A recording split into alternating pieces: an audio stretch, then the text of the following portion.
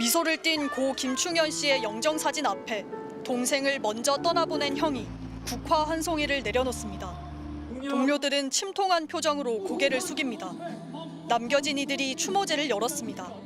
살인기업 한전 KPS 유족 카페 사죄하라! 철저한 진상규명과 책임자 처벌을 촉구했습니다.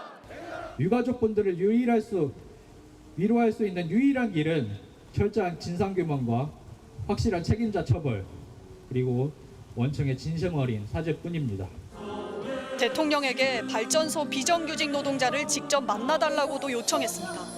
대선 날짜까지 달력에 표시해둔 김 씨는 끝내 새로운 대통령을 보지 못했고 그가 떠난 자리에는 마지막으로 읽던 이재명과 기본소득이라는 책이 남았습니다.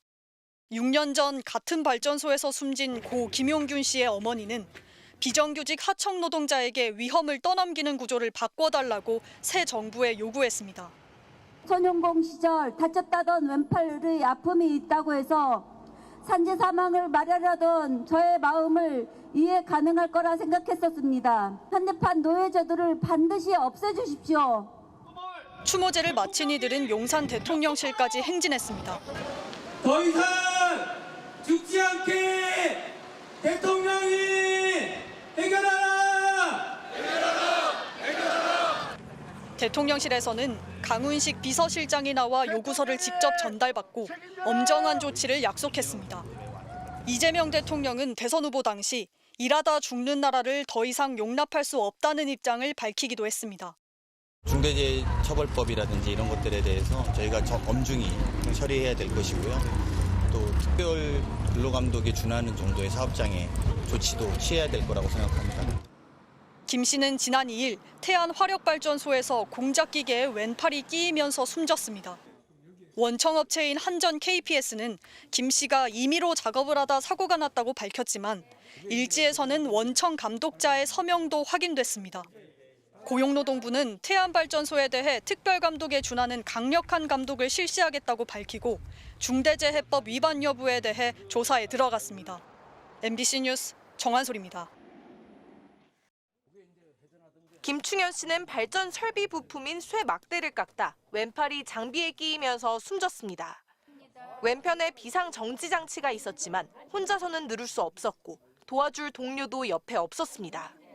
사고가 난 장비는 1분에 780차례씩 빠르게 회전하고 있었습니다.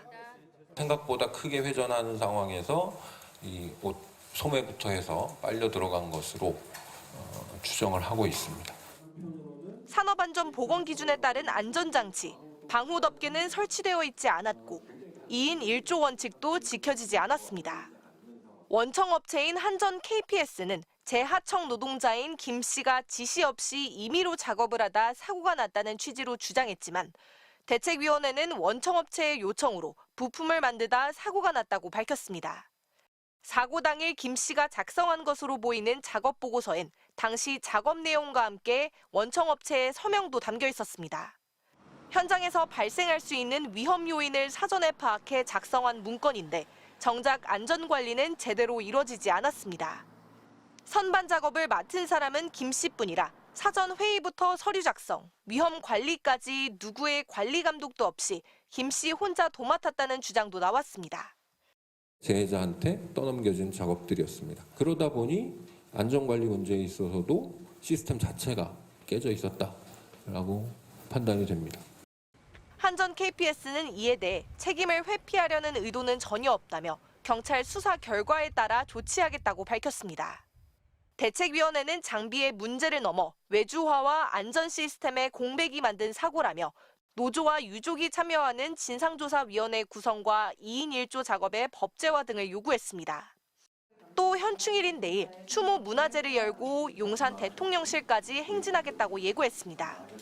고용노동부는 특별 감독에 준하는 강력한 감독을 실시하겠다고 밝히고 원청업체에겐 안전보건 진단 명령을 내렸습니다. MBC 뉴스 이혜선입니다. 고 김충현 씨는 지난 2일 사고 당시 태안화력 90호기 종합정비동 1층에서 공작물을 가공하는 작업을 하고 있었습니다.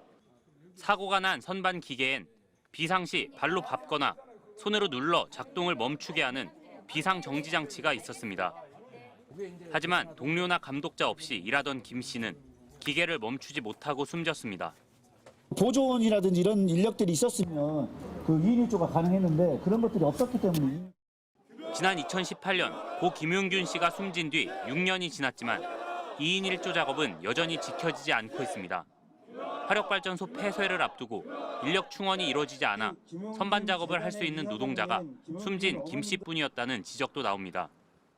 사고가 발생할 때 시급히 기계를 멈춰줄 동료가 필요한데 2인 1조는 왜 아직도 지켜지지 않는 겁니까?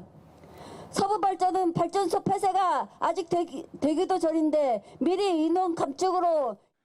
김 씨가 일하던 회사 동료의 소속 변동 내역을 확인해 보니 지난 2015년부터 10년 동안 무려 8번이나 계약을 새로 체결했습니다. 수년 동안 같은 일은 했지만 직접 고용은 없었고 위험에 외조화는 지속됐습니다. 원청의 대응도 논란입니다.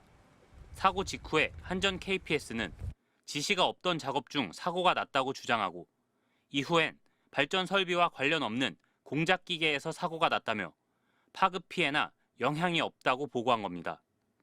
처음에는 노동자 본인에게 그 책임을 전가합니다. 그 다음에 하청업체에게 또다시 책임을 전가합니다. 경찰은 또 다른 원청인 한국서부발전 등의 도급 계약서와 CCTV 등을 분석해 과실 여부 등을 조사하고 있습니다. MBC 뉴스 김광현입니다.